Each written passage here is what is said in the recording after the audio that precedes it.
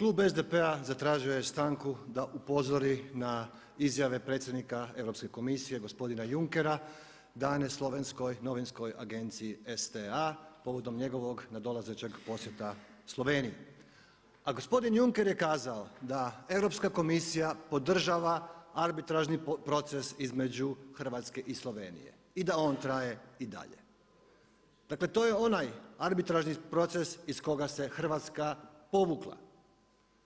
To je onaj proces gdje je hrvatska Vlada raskinula sporazum, arbitražni sporazum temeljem odluke Sabora koja je donesena jednoglasno sa 141 glasom. To je onaj proces u kojem se Hrvatska povukla i raskinula ugovor zbog bitne povrede tog samog arbitražnog ugovora. To je onaj proces u kojem je dokazana neprimjerena komunikacija, protupravna komunikacija slovenske zastupnice Drenik i jednog arbitra Sokoleca. To je onaj postupak u kome su na protupravan, ilegalan način u materijale, u spis, u predmet na temelju koga je sud trebao odlučivati ubacivani materijali, ubacivani novi dokazi, novi papiri, nove mape. Time je taj postupak postao kontaminiran. Time je taj postupak postao protupravan, protivan arbitražnom sporazumu. I zato je Hrvatska se iz njega povukla. Predsjednik Juncker kaže: Komisija podržava arbitražni proces koji je u interesu pravne sigurnosti za obje strane i u interesu glatke i učinkovite primjene propisa Europske unije. Hrvatska je dragovoljno sklopila sporazum sa Slovenijom koji je i dalje na snazi. Nadam se da će obje strane potpuno i bezuvjetno podržati odluku suda kad ona bude donesena.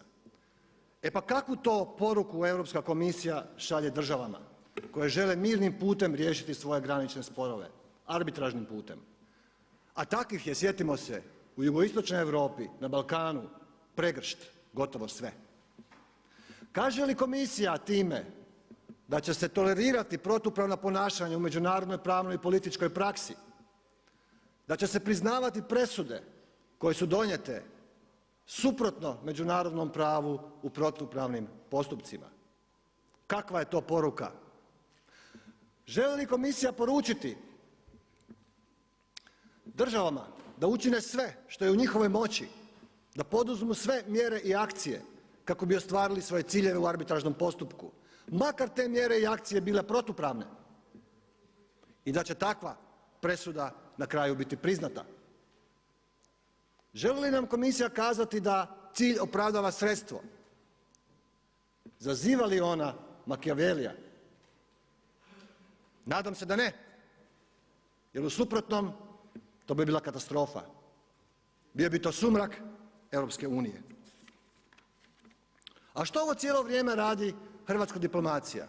Što radi ministar vanjskih i europskih poslova? Objašnjava li on Europskoj komisiji što se stvarno desilo? Da li je ministar zaštitio hrvatske nacionalne interese u ovom slučaju?